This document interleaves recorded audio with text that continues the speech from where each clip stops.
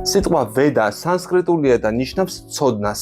ძველად მთელ დედამიწაზე არსებობდა ვედური ცივილიზაცია და სანსკრიტი იყო ძირითადი ენა. არსებობდა სანსკრიტის 84 დიალექტი. ახლა ბევრიერი იჩემებს, რომ ვედები მათია. ინდუელები, სლავიანები, გერმანელებიც იჩემებდნენ და კიდევ ბევრი, მაგრამ სინამდვილეში ვედები არავისი არაა. ეს არის მარადიული ცოდნა, რომელიც ყოველთვის არსებობდა და იარსებებს, მაგრამ ხან მეტისთვის იქნება მისაწვდომი, ხან ნაკლებისთვის. სხვათა შორის რუსული და განსაკუთრებით უკრაინული ენა ძალიან გავს სანსკრიტს. სიტყვა ვერა სინამდვილეში იშიფრება როგორც ვიძენიე რა. რა კი აღნიშნავს სინათლეს, როგორც მზის, ასევე ღვთაებრივს. სინათლე და ცოდნა კი ერთი და იგივეა არსით. განათლება. ვედური ცივილიზაციის და ვედური ცოდნის ნაშთები და ნაწილები მცირედ თუ მეტად ყველა ერთშია შემორჩენილი. იმიტომ რომ როგორც უკვე აღნიშნე, ძალიან ძველად დედამიწაზე არსებობდა ერთი მთლიანი ცივილიზაცია, ერთი ენით და წარმოიდგინეთ ერთი მეფითაც კი. ვედები ჩაიწერა პალმის ფოთლებზე, რადგან ასეთი სახით ნაწერი მრავალი ათასი წელი ინახება. არსებობს ასეთი ადგილი ჰიმალაებში, ბადარიკაშრამა, სადაც მრავალი ასეთი ტექსტი ინახება. ასევე მრავალი ტექსტი ინახება ინდოეთშიც. კოდის ამ ეპიზოდში ვსაუბრობ ვედებზე, როგორც ყველა თანამედროვე ცივილიზაციის საწყისზე და უდიდეს ღვთაებრივ ცოდნაზე.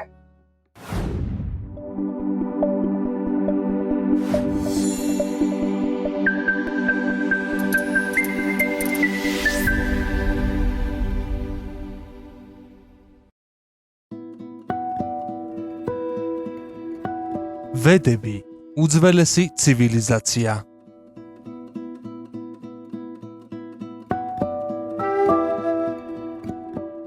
ყველა ეს ტექსტი დაახლოებით 5000 წლის წინ დვაპარა იუგის დასასრულისა და კალი იუგის დასაწყისის ზღვარზე ჩაწერილი იქნა დიდი ბრძენის ვიასადებას მიერ. ის ცხოვრობდა განგასა და იამუნას გადაკვეთის ადგილას, თანამედროვე ინდოეთის ტერიტორიაზე. მან ვედები 4 ნაწილად გაყო: რიგვედა, სამავედა, იაჯურვედა და ათარვავედა. თითოეული ამ ვედისთვის გამოიყო 4 მოსწავლე, რომლებსაც უნდა გაევრცელებინათ ეს ვედები ცივილიზებულ ხალხში. უფრო კონკრეტულად ბრაჰმანებში, ეგრეთ წოდებულ ინტელექტუალებში და ქშატრიებში, რომელთაც წარმოადგენდნენ მმართველები, პოლიტიკოსები, მხედართმთავრები და მეომრები. ესაა ზედა 2 კასტა.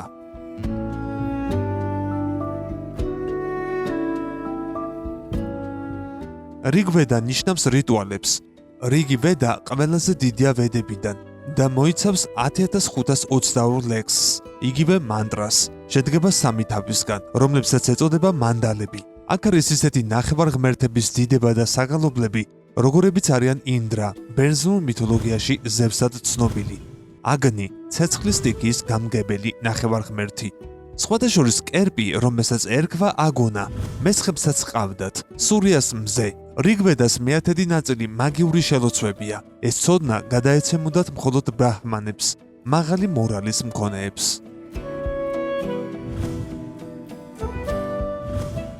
სამავედა მოიცავს ლოცვებს და ჰიმნებს სხვადასხვა ცერემონიებისთვის. იგი ყველაზე მცირე მოცულობისაა ვედებიდან და შედგება 1549 ლექსისგან. იაჯურვედა, იაჯურ ნიშნავს მსხვერპლ შეწირვას.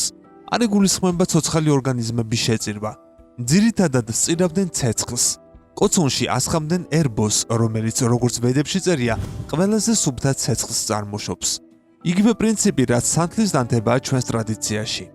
იაჯურვედა არის სახელმძღვანელო მღვდელმსახურებისთვის. ათარვავედა, ათარვა ნიშნავს მღვდელმსახურს. შედგება 6000 ლექსისგან. აქ არის რჩევები და წესები მანტრების წარმოთქმისათვის, რათა მივიღოთ მისტიკური ეფექტი. ვედურ ცივილიზაციაში ცეცხლს მანტრით, ანუ ბგერითი ვიბრაციით ანთებდნენ და არა ასათით, ან მით უმეტეს კვესაბედით. ეს არის ძალიან საიდუმლო მანტრები, რომელთა ნაწილს განხორციელებისთვის სჭირდებოდა გულწრფელობა. ნაწილს კი ზედმიწევნითი ტექნიკა, როცა ადამიანი მატერიალური მონაპოვრისთვის იღწვის, ხოლო როცა სასულიერო სფეროებისკენ ისწრაფვის, უფრო მნიშვნელოვანია გულწრფელობა და გულის სიწმინდე. მანტრებითვე ხდებოდა სხვადასხვა დაავადებებისგან განკურნებაც. ანუ ბგერა იყო მათი მთავარი ინსტრუმენტი და იარაღი. ათარვა ვედაში იყო ასევე სამბრძოლო მანტრებიც, დასვისთვის და თავდასხმისთვისაც, იგივე კავაჩები.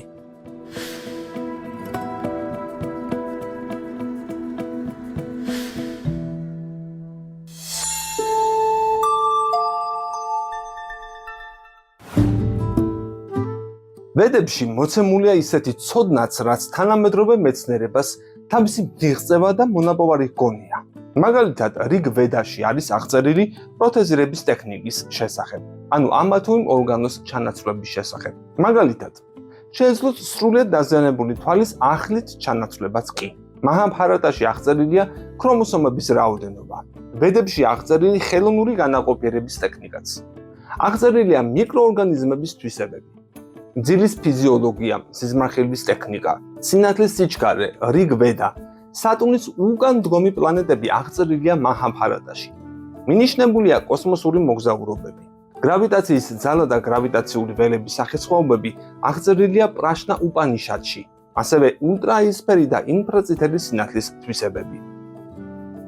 მაჰაბჰარატაში აღწერილია ატომური იარაღის 96 სახეობა. სანსკრიტულად ეწოდება ბრაჰმასტრა, დჰანურ ვედა, საბრძოლო ხელოვნებები, რომლებსაც დიდი გულმოდგინებით ეძებდა ჰიტლერი ჰიმალაებში, მაგრამ რა თქმა უნდა ვერ მიაგნო. ბრაჰმასტრა ძალიან განსხვავდება თანამედროვე ატომური იარაღისგან. იმის მიხედვით, თუ რა მანტრას იტყოდა მებრძოლი, ამორჩევით შეეძლო დაეზიანებინა კონკრეტული ჯარი, ან კონკრეტულად ერთი ადამიანი. უფრო მეტიც, რაღაც ტერიტორიაზე შეეძლო მხოლოდ მამაკაცთა სქესი მოესპო და ქალები დაეტოვებინა. მებრძოლისთვის ქალის მოკლა დიდი დანაშაული იყო და ბრძოლებიც ბრძოლის ველზე ხდებოდა და არა ქალაქებში ან სოფლებში. რიგვედაში და რამაიანაში აღწერილია საფრენი აპარატები, ვიმანიკა, შასტრა.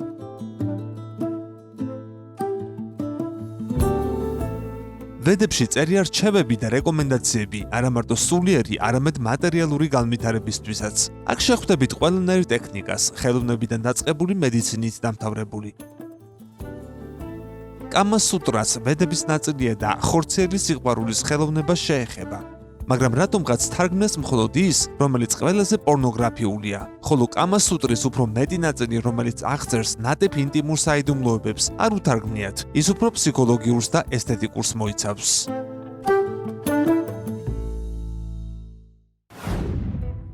რიგ ვედის ნაწილია უპავედა, რომელშიც შედის აიურვედა, ვედური მედიცინა. აიურვედაც სამ ნაწილადაა დაყოფილი. უნალობა ადამიანებისა, რომლებიც იმყოფებიან უმეცრების მოდუსში, ვნების მოდუსში და სათნოების მოდუსში. იმის მიხედვით, თუ როგორი ნებისყოფა და როგორი გონება აქვს ავადმყოფს. სათნოების გუნაში მყოფ ადამიანებს სთავაზობდნენ სუნთქვით ვარჯიშებს, დიეტებსა და ასე შემდეგ. ვნების მოდულში მცენარეულ წამლებს და ასე შემდეგ. იაჯურვედას ერთ-ერთი უპავედა, დჰიანურ ვედა, სადაც აღწერილია ბრძოლის და სახელმწიფოს მართვის წესები და კანონები. ვედების წყობაში არის სხვა კლასიფიკაციაც, რომლებიც განისაზღვრება ლექსების ფუნქციებით. სამჰიტები, ბრაჰმანები, არანიაკები და უპანიშადები. სამჰიტები მოცემული ვედის, მაგალითად რიგ ვედის ყველა ლექსის კრებულია. მათი ფუნქციაა, რომ ისინი შეისწავლონ მოსწავლეებმა. ბრაჰმანები განმოცემენ ისტორიას და საიდუმლო ეზოთერულ მნიშვნელობას, ამა თუ იმ მანტრის ან სხვების შეწირვისა.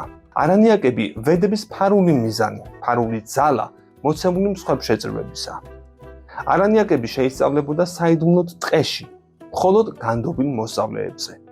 ანუ ეს ეხება იმ მანტრებს, რომლებიც საიდუმლოა და მხოლოდ მორალურად მაღალგანვითარებულ ადამიანებს ესწავლებოდათ. უპანიშადები მანტრების და რიტუალების ფილოსოფიური ცოდნაა. არსებობს ასევე ტექსტი, სადაც მოცემულია მოკლე ცოდნა ყველა უპანიშადზე, ანუ ყველა ფილოსოფიური ცოდნის ნაღები. და ეს ცოდნა მიუწვდომელია იმ ადამიანისთვის, ვინც მხოლოდ ტექნიკურ და მატერიალურ მხარეს ეძებს ვედებში. ეს მიუწვდომლობა თავისთავად ხდება და არა განზრახ.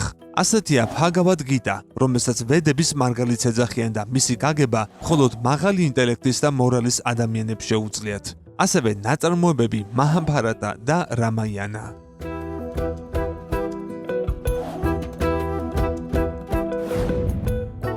არსებობს კიდევ 18 პურანა. პურანა ნიშნავს სავსეს, თლიანს, ასევე უძველეს. ეს 18 პურანა დაყოფილია სამ ნაწილად. 6 პურანა, რომლებიც განკუთვნილია უმეცრების მოდუსში, ვნების მოდუსში და სათნოების მოდუსში მყოფი ადამიანებისთვის. უმეცარი ადამიანები ვედურ კულტურაშიც არსებობდნენ.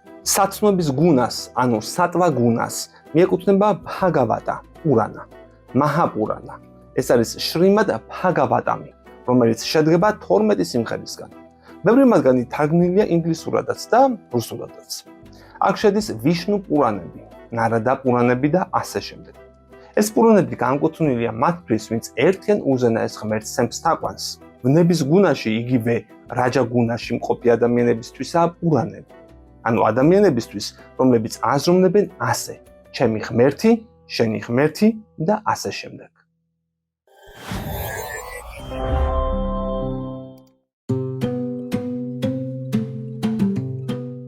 უმეცრების გუნაში მყოფი ადამიანებისთვის ტამა პურანა. მათთვის არსებობს ნაწარმოებები, რომლებითაც შეიძლება შივას თაყვანისცემა. შივა პურანები, ლინგა პურანები, მატსია პურანა.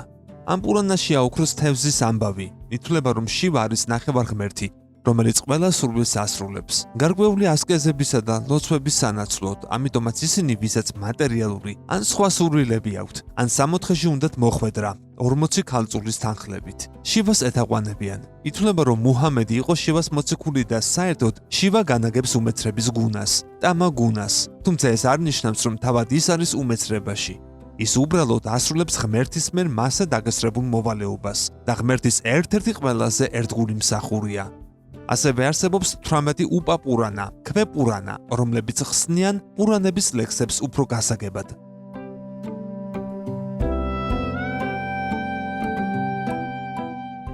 ასევე არსებობს სუტრები, იგივე აფორიზმები, რომლებშიც ჩადებულია აზრობრივი, ფილოსოფიური და მათემატიკური კოდები. კამასუტრა არის სუტრების ის ნაწილი, რომლებიც უმეცრებისთვისაა განკუთვნილი და მათგანაც ყველაზე უმეცრების გუნაში მყოფი სუტრები თარგმნეს მხოლოდ თანაც თარგმნეს არასწორად, ინტერპრეტაციებით და შევსებებით. ვედებში იკვეთება ერთგვარი ხაზი, თუ როგორ აიყვანოს ადამიანი გრძნობის მიერი, მათ შორის სექსუალური სურვილებიდან, კამასუტრიდან ვედანტა სუტრამდე. ვედანტა სუტრა არის მთელი ვედური ცოდნის არსი, ნაღები და საბოლოო მიზანი.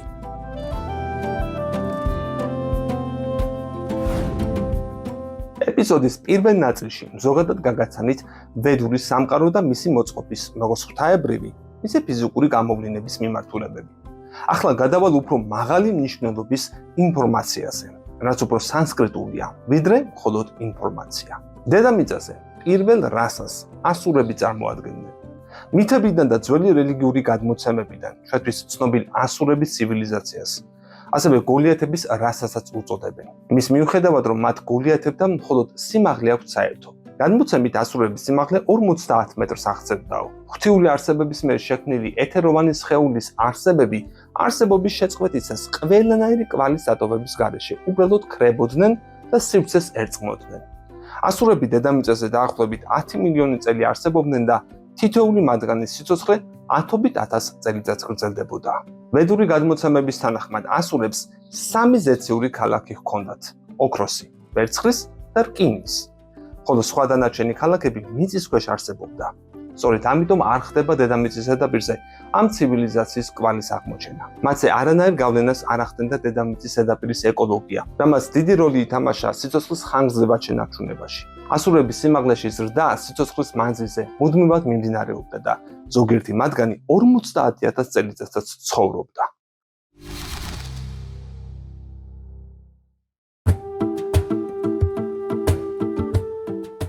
დროთა განმავლობაში გავლილი ევოლუციის შედეგად სხეული მუტაციას განიცდიდა და ახალი ყურივსხეულიანი რასის ჩამოყალიბებას დაედო საფუძველი, რომლის წარმომადგენლებსაც ატლანტები ეწოდათ, ასევე შემდგომ დაბადებულნი ან უძვლოები.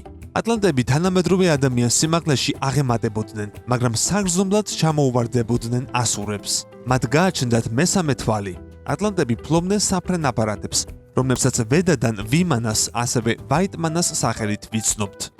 ატლანტები ჩაანაცვლეს ლემურიელებმა, რომელთა სიმაღლეც 7-8 მეტრს აღწევდა. ლემურიელები თანამედროვე ადამიანის მსგავს მკვრივ ფიზიკურ სხეულს და ჩონჩხს ფლობდნენ. სწორედ ამ დროს მოხდა სქესის, მამრობითის და მდედრობითის გაყოფა. პარალელურად ხდებოდა მესამე თვალის და ტელეპათიური შესაძლებლობების გაქრობა და სხვა ფიზიკურ მგრძნობელობით ორგანოებზე გადართვა. ლემურიელების სიცოცხლის ხანგრძლივობა ბევრად მოკლე იყო, ვიდრე პირველი ორი რასის წარმომადგენლის, მაგრამ ამის მიუხედავად რამდენიმე 1000 წელს შეადგენდა. დედამიწაზე პარალელურად მეოთხე ბორეულმა ანუ გვიანდელმა ატლანტურმა რასამ დაიწყო ჩამოყალიბება. მათ ჯერ კიდევ გააჩნდათ ფარული მესამე თვალი. ხოლო სხვა ორგანოებით არაფრით განსხვავდებოდნენ თანამედროვე ადამიანისგან. სიმაღლე 3-4 მეტრს შეადგენდა. ლემურიელებსა და ატლანტებს შორის მომხდარი განხეთქილების შედეგად დედამიწაზე დაახლოებით 25,000-30,000 წლის წინ დიდი ომი და შემდეგ კატასტროფა მოხდა, რამაც ცნობილი განადგურება მოიტანა. ამაზე შეგიძლიათ იხილოთ კოდის 2 ეპიზოდი ლემურიელებსა და ატლანტიდელებზე.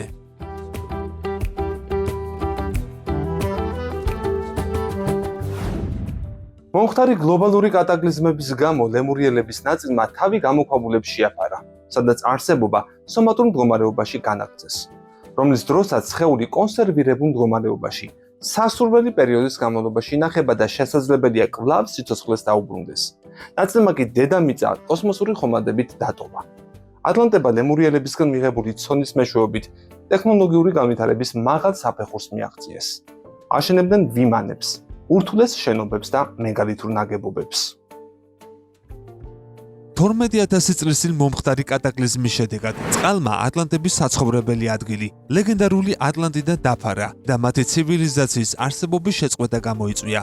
წარღვნას გადარჩენილი ატლანტების მიერ კი სათავე თანამედროვე ადამიანს, იგივე მეხუთე რასას დაედო. ამ დროს დედამიწაზე გენ მანიპულაციის შედეგად ჩამოყალიბებული ნახევრად ადამიანი მაიმუნი, იგივე ჰომო საპიენსი ბინადრობდა. თუ როგორ მოხდა მოვლენების განვითარება, ზურმუხტის ფილებში წაიკითხავთ. ზურმუხტის ფილებზე შეგიძლიათ იხილოთ კოდის ეპიზოდი.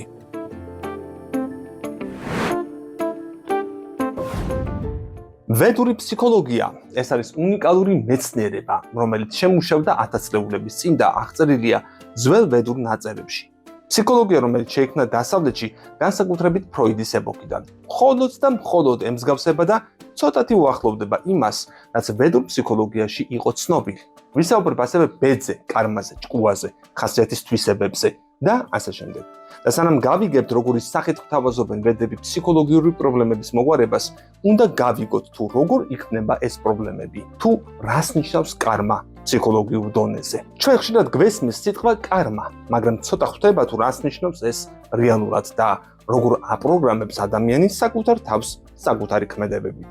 როგორ ქმნის ადამიანი თავის ბედს, როგორ ილექება მისი ყველა ქმედება ცნობიერებაში და როგორ იქცევა შემდგომ მის ბედად. ის მასალა, რასაც დღეს წარმოვადგენ, საინტერესოა იმ თვალსაზრისითაც, რომ თანამედროვე ფსიქოლოგია შესაძლებლობას იძლევა ასე თუ ისე გადავჭრათ რაღაც პრობლემები.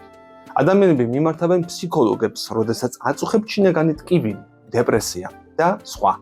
რთული და არასრულყოფილი მეთოდით ფსიქოლოგი გვეხმარება პრობლემის რაღაც ნაწილის მოგვარებაში, მაგრამ არსებობს არასამედიცინო, კლასიკური და დოგმატური მეთოდი, რომელიც შესაძლებლობას გვაძლევს გადავჭრათ არა პრობლემათა ნაწილი, არამედ ჩავიხედოთ პრობლემის საფუძველში, ფესვებში.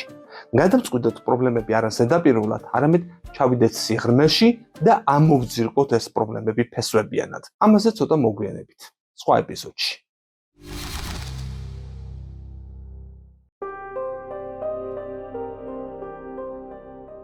ვედების თანახმად ჭკუას ტალღური ბუნება აქვს და აზრებს, რომლების ტბის ზედაპირზეა ვრიტი, ანუ ტალღები ეწოდება და როდესაც ადამიანი ბედნიერია, ეს ტალღები თანდათან მშვიდდება, ხოლო როცა ადამიანი ნერვიულობს, შფოთავს და ღელავს, მისი ჭკუის ზედაპირზე მაღალი სიხშირის ტალღები ჩნდებიან. სადამდე მივყავართ შიშს, სუფთა ფიზიოლოგიურ დონეზე. რას აკეთებს ადამიანი, როცა ეშინია? იგი იძაბება, ხანდახან ძლიერ სპაზმებამდეც კი. ეს რეალურად ისაა, რაც ჩვენს ცნობიერებას ემართება. ჩვენი ცნობიერებაც იწყებს კანკალს და იკუმშება. და პირიქით, როცა ადამიანი კარგად გრძნობს თავს, როცა მოდუნებულია და სასიამოვნოდ გრძნობს თავს, ცნობიერებაც ფართოვდება და ტალღები ასეთი ცნობიერების ზედაპირზე ფართო, შვიდი და სასიამოვნო ხდება.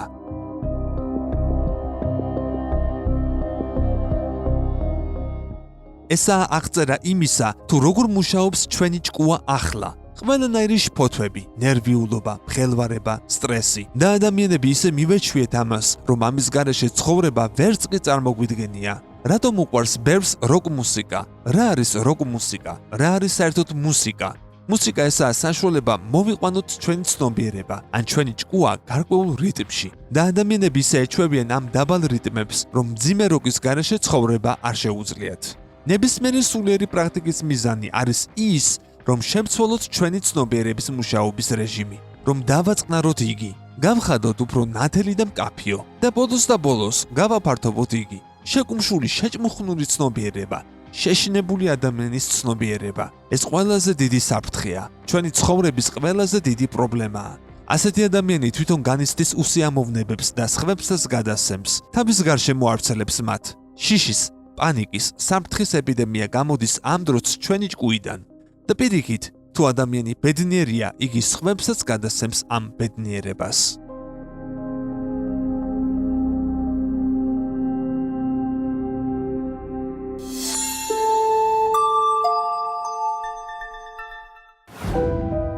ვედური ფილოსოფიის მიხედვით, ყველა ჩვენი პრობლემა დისჰარმონიის შედეგია, რომელსაც თავად ვიქმნით. ღმერთმა მოგცა გონება და ეს გონება მისი შეცნობისთვისაა საჭირო. ჩვენ კი რას ვაკეთებთ? არასაჭირო რაღაცაებისთვის ვიყენებთ მას. აიურვედა ამბობს, რომ ჩვენი ყველა ავადმყოფობის მიზეზი გონების არასწორად გამოყენებაა.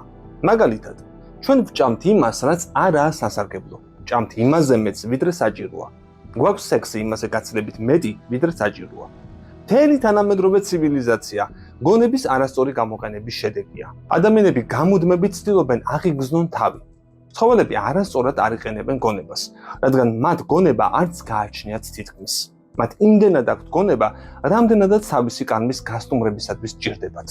ლომს რომ ანახო ეროტიული ფილმი ლომების მონაწილეობით, ის არ აღიგრძნება.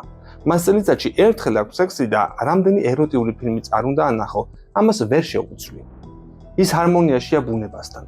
ადამიანი კი განუწყვეტლივ ცდილობს, რომ გამოვიდეს ჰარმონიული მდგომარეობიდან. შეუძლებელია მარწყვი ჭამოს ზამთარში და ის სასარგებლო იყოს. ასეთი მარწყვი არ ღვევს ჩვენს ჰარმონიას, ჩვენს ბუნებრივ მდგომარეობას.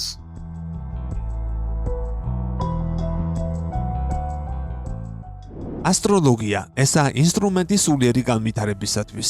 იგი ეხმარება ადამიანს, რომ გააცნობიეროს, თუ როგორ იცხოვროს ბუნებასთან ჰარმონიაში. მიკროკოსმოსი და მაკროკოსმოსი ერთ ნიმუშზეა აგებული. ვედური ასტროლოგიის 7 პლანეტა შეესაბამება ჩვენი სხეულის 7 ჩაკრას. ჩვენი სხეული ეს მიკროსამყაროა. ვედები ამბობენ, რომ სამყაროში მოქმედებენ ნატიფი ძალები და თუ ჩვენ მათთან ჰარმონიაში მოვიყვანთ თავს, ისინი ხელს შეგვიწყობენ, რომ ჩვენი არსებობა ბედნიერი გავხადოთ. ასტროლოგია ხსნის, თუ როგორ მოვახდინოთ ეს ჰარმონიზირება. ასტროლოგია გვაძლევს საშუალებას, რომ დავინახოთ, რომელი ცენტრებია დასუსტებული და ვიმუშაოთ მათზე. გვეხმარება შევიცნოთ, რა სახით ვართ დაკავშირებული ამ სამყაროსთან ნატიფ დონეზე.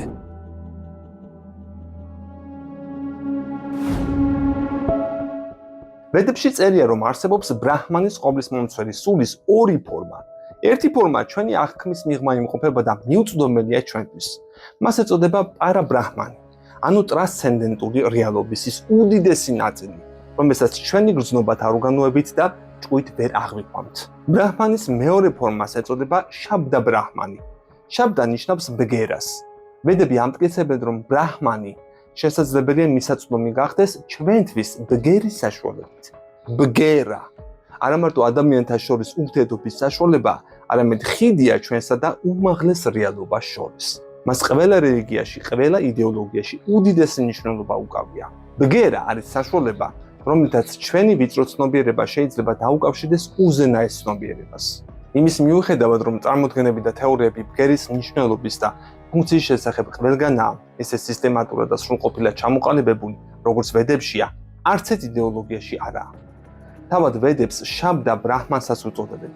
თავად ვედები ამტკიცებენ, რომ ბრაჰმანი ჩვენამდე მოდის ვედური ცოდნის, მანტრების საშუალებით. და ამ მანტრების განმეორებისას ადამიანს შეუძლია ეს უმაღლესი ცოდნა თავის ცნობიერებაში შეუშვას.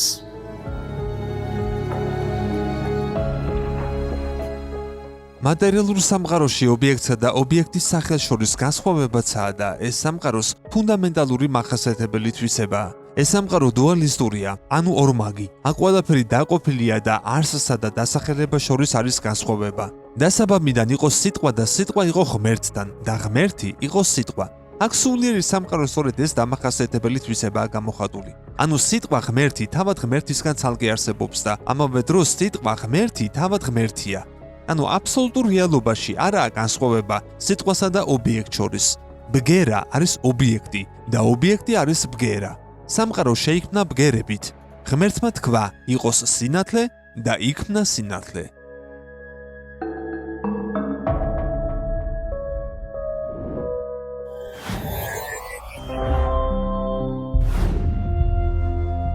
ვედები ამბობენ, რომ არსებობენ ბგერები, რომლებსაც პრინციპულად განსხვავებული ბუნება აქვთ მატერიალური ობიექტების აღნიშნული ბგერებისგან. ეს არის ბგერები, რომლებსაც ჩვენი ცხოვრების ამაღლება შეუძლიათ მაღალ საფეხურებამდე. ამ ბგერებს სანსკრიტულად ეწოდება მანტრები. ან მანტრები არის განსაკუთრებული ბგერები და ვიბრაციები, რომლებშიც განსაკუთრებული ძალაა ჩადებული. მანტრას შეუძლია ჩვენი ცნობიერების ჰარმონიზაცია მოახდინოს. ჩვენ მიმყოფებით მატერიალური ბგერების ოკეანეში და ყველა ბგერიდან უბომბავენ. ამ ბგერებით, რეკლამებით, რომლებიც ცდილობენ ჩვენში ჩადონ სურვილები მესამე ნატიფ დონეზე. რაც მეტია ასეთი ბგერა, მით უფრო ქაოტური ხდება ჩვენი გონება და ცნობიერება. სტრესები, სხვადასხვა ავადმყოფობა და ასე შემდეგ. დაუბალანსებელი და არაჰარმონიული ცნობიერებიდან მოდის. რადგანაც ცნობიერება დაავადებულია ამ მატერიალური ბგერებით. ყველა ბგერა ატარებს რაღაც ენერგიას. ეს ენერგიები ჩვენს ცნობიერებაში ბგერასთან ერთად ხვდება და აბინძურებს მას ბევრი მავნე და არასაჭირო ინფორმაციით. თავში განუწყვეტლებს შიშინი და ხარვეზებია, როგორც გაფუჭებულ რადიოში და ამაში ყველა დარწმუნდება თუ თავის ფიქრებს ყურს დაუგდებს.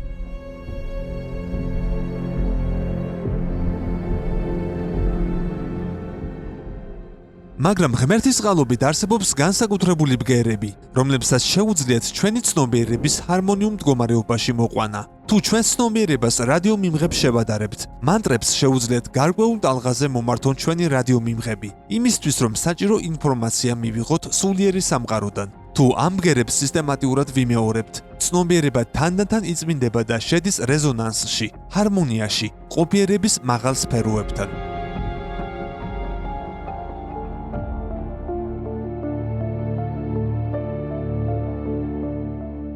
იოგები ყველა ჩაკრას ხედავენ, როგორც ვიბრირებად კვანძებს, რომლებსაც თავისი ფერი და თავისი ბგერა, ვიბრაციის სიხშირე აქვთ.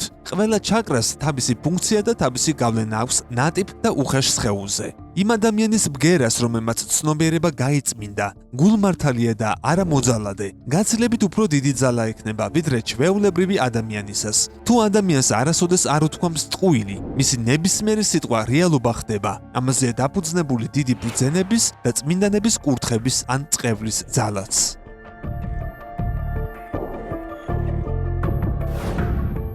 ვედებში წერია, რომ კალი იუგაში ყველაზე მარტივი და ეფექტური მეთოდი ცნობიერების გასუფთავებისთვის მაჰა მანტრის გამეორებაა. ჰარე კრიშნა, ჰარე კრიშნა, კრიშნა კრიშნა ჰარე ჰარე, ჰარე რამა, ჰარე რამა, რამა რამა, ჰარე ჰარე. ჰარე არის წოდებითი ფორმა ღმერთის სახელისა, ჰარი. ეს მანტრა შინაარსობრივად ძალიან ბევრ მნიშვნელობას ატარებს. ერთ-ერთია, წაიღე ჩემი გონებიდან ყველაფერი, ის ჭუჭყი, რაც არ მჭირდება. კრიშნა ნიშნავს ყოვლის მიმზიდველს, ყველაზე ლამაზის. რამა ნიშნავს იმას, ვინც ყველას სიხარულს ანიჭებს, სიხარულის მომნიჭებელს. ეს არის უნივერსალი მანტრა, რომელსაც არ მჭირდება ინიცირება, მრავალი სხვა მანტრისგან განსხვავებით. იძლევა ყველაზე სწრაფ ეფექტს, არ საჭიროებს მკაცრ წესებს და შეიძლება გამეორება ყველგან, ყოველთვის და გონებაშიც კი. ეს არის ყველაზე მარტივი და საუკეთესო გზა კალი იუგაში ცნობიერების გასაწმენდად და ჩვენი ცნობიერების ღმერთთან დასაკავშირებლად. ამიტომაც ჰქვია მაჰა მანტრა, იგივე დიდი, უდიდესი.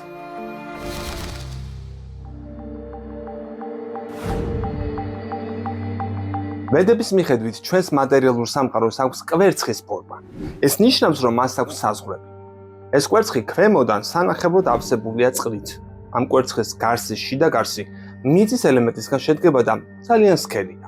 შემდეგი გარსი წყლის ელემენტებისგან შედგება და 10-ჯერ უფრო სქელია. შემდეგი ასევე 10-ჯერ უფრო სქელი ცეცხლის ელემენტის შრეა. შემდეგი ჰაერის ელემენტის. შემდეგ ეთერის ელემენტის შრე. მას შემდეგ მოდის შრე, რომელიც შედგება ჭკუის ნატიფის სხეულისგან. შემდეგ არის გონების ნატიფის სხეული. და ბოლოს ყველაზე ნატიფი ელემენტი, რომლის შრეც ყველაზე სქელია და ყველაზე გარედან აკრავს კვერცხს. ეს არის ცრუ ეგო. ანუ რეალურად ცარიელ სიცარიელეს. ამ კვერცხში ძალიან მცირე ზომა უკავია. ასეთი სამყარო უსასრულოდ მრავალია. ზოგი დიდი ზომისა, ზოგი მცირე ზომის. ჩვენი სამყარო პატარა სამყაროდ ითვლება. არსებობს ასევე სულიერი პლანეტების სამყარო, რომლებიც გაცილებით უფრო დიდია, ვიდრე მატერიალური სამყაროები და მათზე გაცილებით უფრო მეტი ინდივიდუალური სული ცხოვრობს, ვიდრე მატერიალურ სამყაროში. სულ არის 14 პლანეტარული სისტემა. ყველაზე მაღალ პლანეტას ეწოდება სატია ლოკა.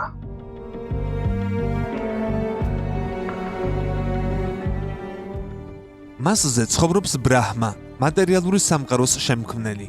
ბრაჰმას სხეული შედგება გონების სხეულისგან. მას აქვს 4 თავი, სივრცის 4 მიმართულებით. თუმცა სხვა სამყაროების ბრაჰმებს შეიძლება მეტი თავი ჰქონდეთ, იმის მიხედვით თუ რამდენ განზომილებიანია ეს სამყარო. ჩვენი ბრაჰმა 4 თავიანია და ჩვენთან 64 განზომილებაზე მეტი არ არის. ასევე, ამ პლანეტათა სისტემაზე ცხოვრობენ ის სულები, რომლებიც სიცოცხლის თავისი ციკლის დასრულების შემდეგ პირდაპირ სულიერ სამყაროში მოხვდებიან. ცოცხლობენ 15 ტრილიონ წელზე მეტს. კალი იუგაში დედამიწაზე ადამიანთა უმეტესობა დეგრადაციას განიცდის.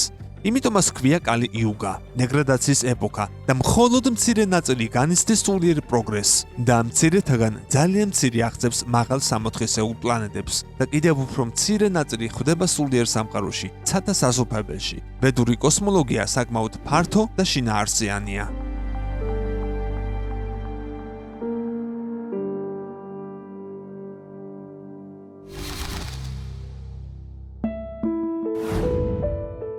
უპანიშადებში ვედური სიბრძნის კონსოლიდაციამ წარმართა ინდური ფილოსოფიის განვითარება, მაგრამ ამ პროცესში შეიმჩნეოდა რომელიმე ღვთაების განზოგადების ტენდენცია.